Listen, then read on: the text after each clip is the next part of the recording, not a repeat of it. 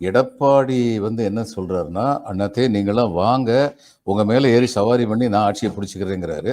BJP என்ன சொல்லுதுன்னா, நீ கூடவே வா, கடைசி நிமிஷத்துல நான் உன் மேல ஏறி சவாரி பண்ணிக்கிறேன் அப்படின்னு சொல்றாங்க. இவ்வளவுதான்.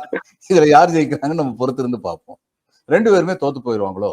இப்ப திமுகல அவங்க இந்த பெரிய பெரிய ஸ்கீம் போட்டதெல்லாம் சக்சஸ்ஃபுல்லா போட்டிருக்காங்க, நிறைவேற்றிருக்காங்க. இந்த உரிமை தொகை, அடுத்து நான் முதல்வன் ட்ரைனிங் மூலம் நான் சிவில் சர்வீஸ் எக்ஸாம்ல பாஸ் பண்ணேன்னு 5, 6 பேர் சொல்லியிருக்காங்க. நம்ம பார்த்து மாணவர்கள் சொல்லியிருக்காங்க. இதுல ஐஏஎஸ், ஐபிஎஸ் இந்த மாதிரிலாம் போனவங்க.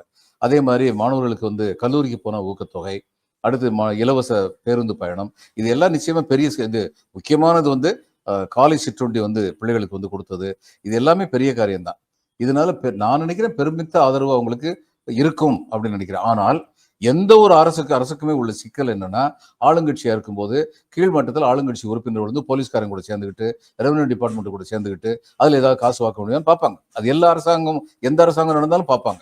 இந்த அரசாங்கத்து மேலையும் கீழ்மட்டத்தில் அப்படி நடக்குதுன்னு சொல்லி மக்கள் மத்தியில் ஒரு அதிருப்தி இருக்குங்கிறது உண்மை. இது திரு ஸ்டாலின் அவர்கள் நிச்சயமா பார்க்கணும். அவருக்கு இன்னும் டைம் இருக்கு. அதுக்கு முன்னாடி சீரியஸா அவர் பார்க்கணும். இது ஒண்ணுதான். இப்ப எது தீர்மானிக்கும் இந்த அரசியல 3 விஷயங்கள் தீர்மானிக்கும். ஒண்ணு இவங்க செஞ்ச நன்மைகள். இன்னொன்னு கீழ்மட்டத்துல கட்சிக்காரர்களும் அரசு அலுவலர்களும் சேர்ந்து ஏற்படுத்துகின்ற அதிருப்தி. 3வது இந்த நாட்டில் உள்ள பெரிய சாபக்கேடு. யார் அதிகமா பணம் கொடுக்குறாங்க ஓட்டு போடுறதுக்கு அப்படின்னு பாக்குறது. யாரும் பேச மாட்டாங்க. நடக்கத்தானே செய்யுது இது. இந்த 3 சேர்ந்துதான் வெற்றி தோல்வியும் தீர்மானிக்கும்.